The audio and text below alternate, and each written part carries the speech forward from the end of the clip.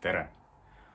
Me jätkame siis erinevate konstruktsioonidega ja täna me tuleme tagasi siis ühe geomeetrilise kujundi juurde, mida te kõik hästi tunnete. Ja selleks kujundiks on meil korrapärane kuusnurk. Ehk siis vene keeles on see pravilni šestiuugoljnik. Esiteks ma meenutan, mis asi on üldse korrapärane kuusnurk, aga õnneks selle definitsioon ei ole üldse keeruline.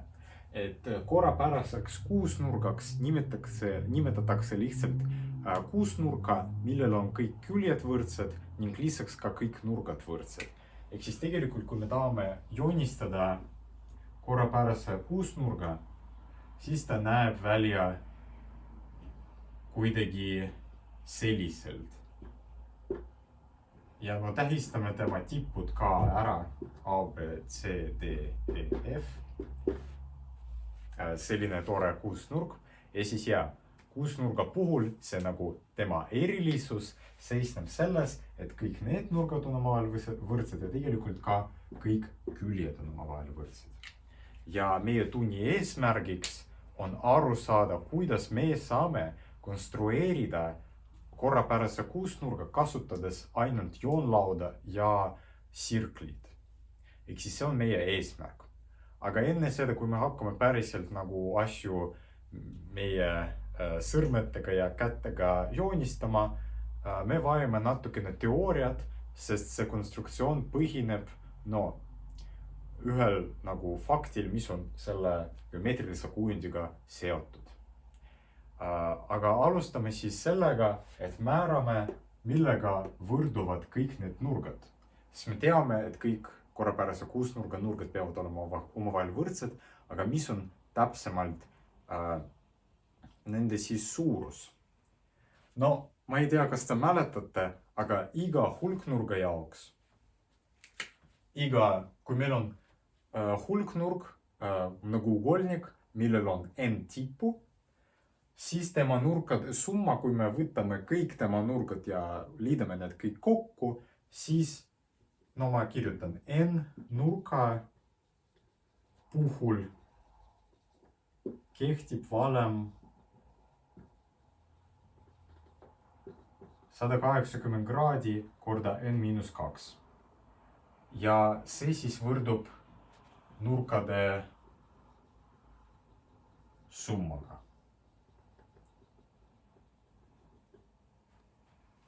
Teine küsimus on see, et kust see valem tegelikult tuleb. Aga see on võib-olla jutt mingi teise tunni jaoks. Tegelikult sellest võiks ka rääkida, sest selle tõestus on päris ilus. Aga me teame, et see valem kehtib. Järelikult meil on kuusnurk, ehk siis nagu selles olukorras lihtsalt paneme n-i võrdseks 6-ga ja siis leiame, et selle kuusnurkade summa peab olema 720 kraadi. Ehk siis me leidsime lihtsalt kõikide nurkade summat. Aga me vajame ühte nurka, sest me tahame nagu määrada, mis suurusega on kõik need nurgad. Õnneks, kuna need kõik on võrdsed, siis selleks, et see leida, me peame lihtsalt võtma selle arvu siin, mis me saime ja peame tema siis jagama 6-ga. Tähistame selle nurga alfaga ja me siis juba teame, et alfa peab meil olema võrdne sellise asjaga ja see on 120 kraadi. Ehk siis tegelikult ma kustutan selle ära, seda me enam ei vaja. Aga me lihtsalt praegu näitasime, et kõik need nurgad on tegelikult 120 kraadi.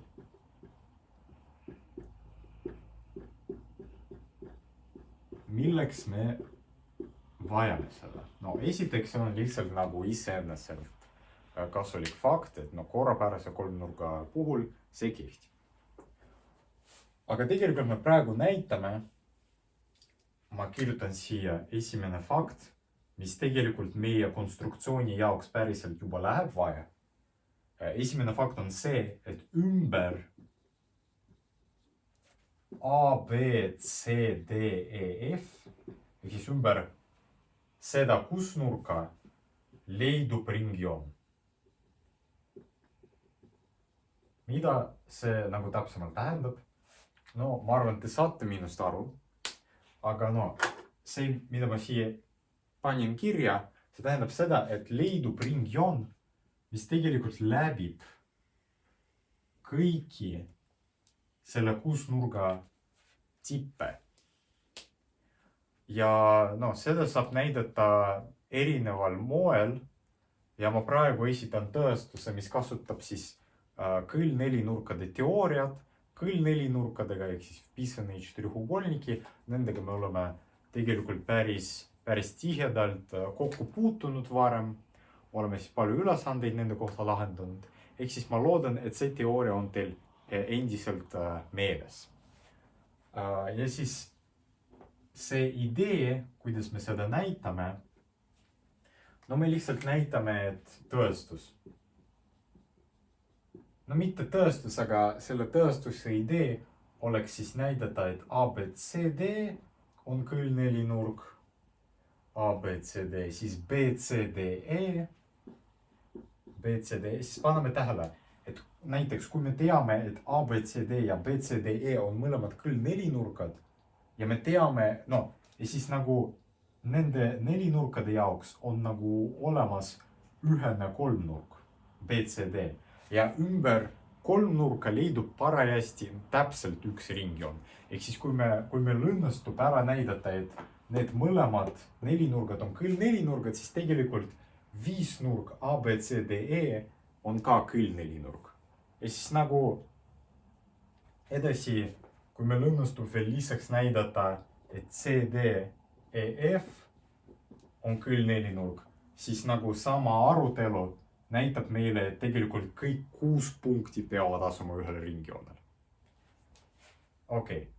Aga tegelikult no me näeme, et meie kuusnurk on väga sümmeetriline kujund.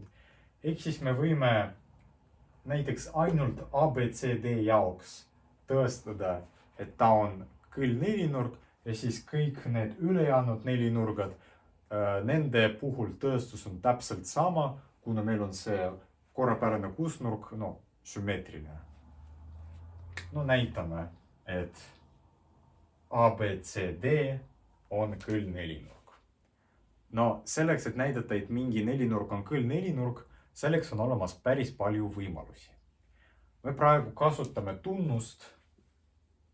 No me tahame kasutada sellist tunnust, et kui teil on 2 nurka, mis toetuvad siis samale küljele nelinurgas, no mingis nelinurgas, siis ümber seda nelinurka tegelikult on võimalik joonistada ringi. Ehk siis me praegu meie tõestuses tahame just seda tunnust kasutada. Aga täpsemalt me siis, no mis meile on üldse antud selles olukorras? Me teame, et kõik need on ühe pikkusega, aga nagu iseenesest see meile eriti palju ei anna. Selleks, et ära kasutada seda siis asjaolu, et meil on kõik need lõigud ühe pikkusega, siis me võime nagu konstrueerida juurde võrdhaarsed kolmnurkad.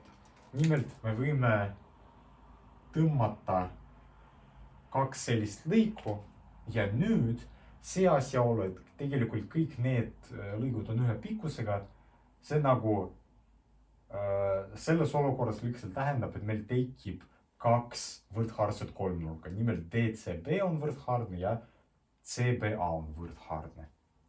Aga kuna nende tippnurgaks on 120 kraadi, siis see nurk on meil 30 kraadi, see on 30 kraadi, see on ka 30 kraadi ja see on 30 kraadi. Aga no paneme tähele, et meil on 2 nurka suurusega 30 kraadi, nurk BDC. Ma kirjutan siia, nurk BDC on meil 30 ja ta võrdub siis nurgaga CAB ning nad toetuvad siis samale küljele BC. Järelikult lihtsalt kasutame seda tunnust ja leiame, et tõepoolest meil ABCD on kõll-nelinurk. Samamoodi näitame, et BCDE on kõll-nelinurk. Kuna ümber kolmnurka BCD leidub parajasti üks ringjoon, siis tegelikult kõik punktid A, B, C, D, E asuvad ühel ringjoonel ja siis lõpuks lihtsalt analoogiliselt näitame, et C, D, E, F on küll nelinurk ja see näitabki ära, et tegelikult kõik 6 punktit peavad asuma ühel ringjoonel. Ehk siis nagu tegelikult kehtib üldisem väide. Siin praegu me tõestasime siis ainult korrapärase 6-nurga jaoks, aga tegelikult kui teil on olemas üldse mis tahes korrapärane n-nurk, et kui teil on olemas mingi hulgnurk, millel on n tippu ja millel on kõik küljed ja kõik nurgad võrdsed, siis alati ümber sellist hulgnurka leidub ümberringjoon. Okei, me oleme teooriaga peaaegu ühele poole saanud, me vajame veel ühte tähelepanekut.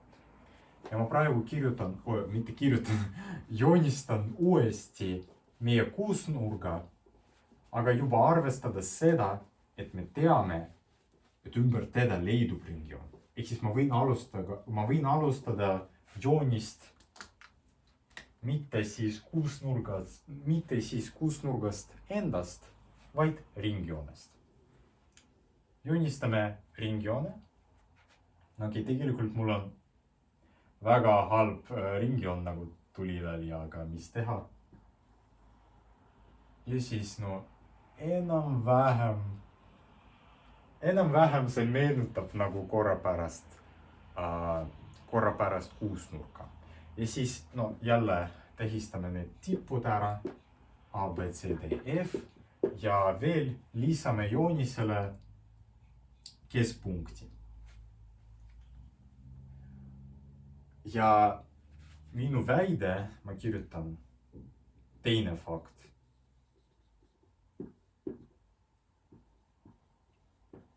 Tegelikult A, B, kõik need lõigud, me teame, et need on võrdsed muidugi. Seda me teame, see on lihtsalt, tuleb sellest, et me defineerisime selle 6-nurga niimoodi, et on kõik küljed võrdsed. Ja siis tegelikult need küljed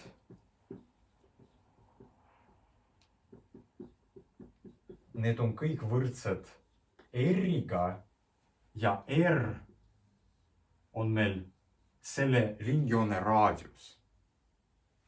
Ehk siis tegelikult kõik küljed on ka ringjoone raadiused. Ja see on juba väga huvitav fakt ja võib-olla natukene üllatav. Ja see on just selle korrapärase 6-nurga eripära.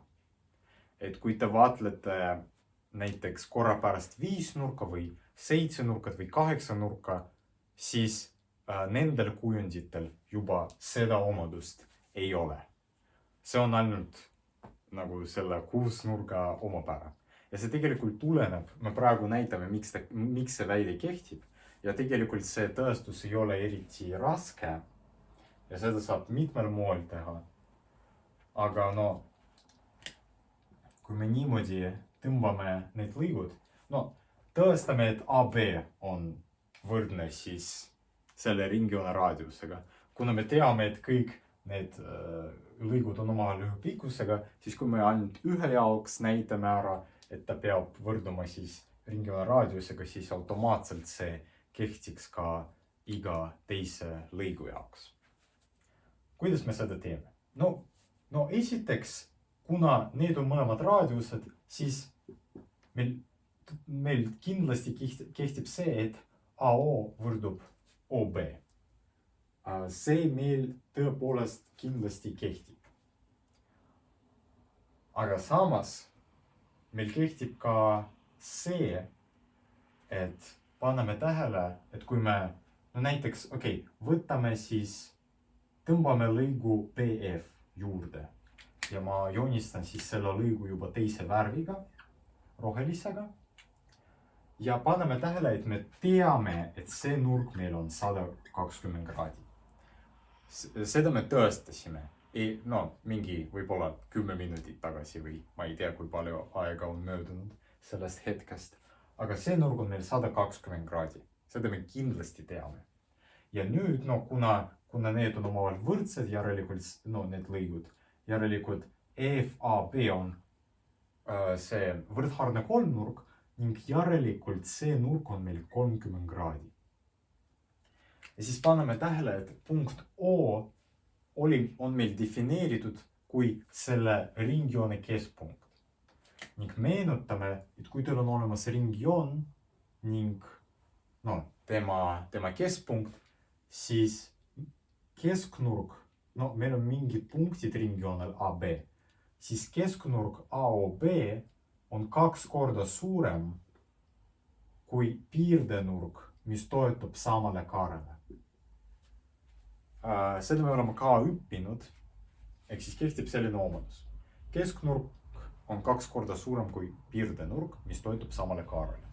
Ja kui me vaatame siis meie joonise peale, siis me näeme, et meil on olemas piirdenurk, mis toetub kaarele AB ja meil on olemas kesknurk, mis toetub kaarele AB. Aga see on meil 30 kraadi. Järelikult see kesknurk peab olema 2 korda suurem, ehk siis 60 kraadi. Aga nüüd paneme tähele, et meil on võrdhaarne kolmnurk, mille tippnurk on 60 kraadi. Ja need nurgad, need peavad mõlemad olema võrdsed sellise arvuga, mis on 60 kraadi. Ehk siis tegelikult kõik need nurgad siin on ka 60 kraadi. Ja see tähendab seda, et meil tegelikult see võrdhaarne kolmnurk on võrdkülgene. Ehk siis me tõepoolest näitasime, et kõik need külgede pikkused on tegelikult võrdsed ümber ringjoone raadiuse pikkusega. On ümber ringjoone raadius. See oli meie jaoks kogu teooria, mida me vajame, et esitada siis viis, kuidas saab konstrueerida sellist tooredat geomeetrilist kujundit. Ja seda me praegu teemegi. Võtke siis endale joonlaud ja sirkel ja lähme siis joonestama. Okei. Ja nüüd ma näitan teile päriselt seda konstruktsiooni, mis ongi meie tunni nagu põhiline eesmärk. Ja see käib niimoodi, et võtame sirklid ja me teame juba, et korrapärane kuusnurk on, et teda ümber leidub ringjoon, ehk siis me võime alustada meie konstruktsiooni siis ringjoone konstrueerimisega. Okei, nüüd meil on ringjoon ilusasti olemas ja märkime ära ka selle keskpunkti. Ta oli kuskil siin. Ja nüüd idee seisneb selles, et me ju tõestasime, et kõik korrapärase kuusnurga küljed on nagu pikkusega võrdsed raadiusega. Meil on praegu see raadius fikseeritud, ma ei ole seda muutnud. Ehk siis praegu lihtsalt selle kuusnurga konstrueerimiseks kasutamegi seda, et me lihtsalt konstrueerime 6 lõiku pikkusega, et nende pikkus oleks siis ringjoone raadius ja et kõik lõikude otspunktid asuksid sellel ringjoonel, mida me oleme praegu joonistanud. Ja me võime seda väga lihtsasti teha, lihtsalt võtame meie sirklid, paneme tema terafoots mingi suvalisesse punkti meie ringjoonel ja hakkamegi niimoodi need raadiused joonistama. Et see on meie esimene lõik pikkusega ringjoone raadius. Nüüd paneme sirkli terafoots siis selle lõikepunkti, mis meil siin tekkis. Ja jätkame. See on meie teine lõik, siis paneme, liigutame sirkli edasi. Ja jälle teeme samamoodi. Ja siis me teeme seda nii kaua, kui me jõuame siis punkti, kust me alustasime. Okei, see on ja see on vist viimane samm, mida me peame tegema. Nii. Ja kui me selles punktis teeme sama asja, siis me jõuame tagasi. Ja. Okei. Ja nüüd meil tekkis 6 punkti ringjoonel, mis rahuldavad siis seda, et kui me moodustame 6 nurga täpselt nendes punktides selle ringjoone peal, mis me oleme niimoodi märkinud ja lihtsalt ühendame need punktid üksteisega lõikudega. Ja meie konstruktsiooni järgi kõik need lõigud peavad olema sama pikkusega kui ringjoone raadius. Ehk siis tegelikult see tähendab, et üks nagu selle korrapärase 6 nurga tingimus on juba täidetud. Kõik selle küljed on ühe pikkusega. Jääb siis ainult näidata, et tegelikult ka kõik nurgad on sama suurusega. Aga seda saab ka väga lihtsasti teha, sest me teame, meie konstruktsiooni järgi me lihtsalt näeme, et kõik need kolmnurgad on võrdkülgsed,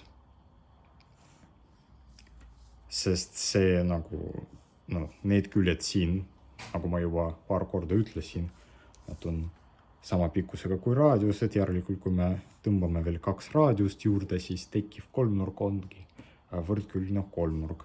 Ja võrdkülgse kolmnurga puhul me teame, et kõik tema nurgad on 60 kraadi.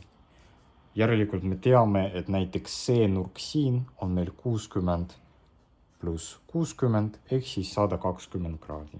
Ja sama aruteluga saab näidata, et kõik ülejäänud nurgad on 120 kraadi. Ehk siis tõepoolest see konstruktsioon annab meile kätte siis päris lihtsasti selle korrapärase 6 nurga. Nii et see oli siis selline konstruktsioon. Päris äge, minu arust tegelikult päris kiire, lihtsalt joonistate ühe ringjoone ja siis fikseerite selle raadiuse ja hakkategi niimoodi need punktid ükshaaval järjest ringjoone peal märkima ja teete seda siis, kuni jõuate tagasi algusesse ja kui te olete jõudnud algusesse, see tähendab seda, et te olete 6 sammu teinud, teil on 6 punkti ringjoonel juba ära märkinud ja te saate need ühendada ja 6 nurga moodustada. Ja see oli siis meie planimeetria tund. Natukene tuletasime meelde, mis asi on korrapärane 6 nurk, tõestasime ka tema kohta paar fakti ja nende faktide abil tuletasime ühe viisi, kuidas saab tema paberil joonlaua ja sirkliga konstrueerida. Loodetavasti teile see tund meeldis ja kohtume juba siis 2 nädala pärast. Teil on eksamid algamas, nii et soovin teile edu tuleval eesti keele eksamil. Toredat päeva jätku teile!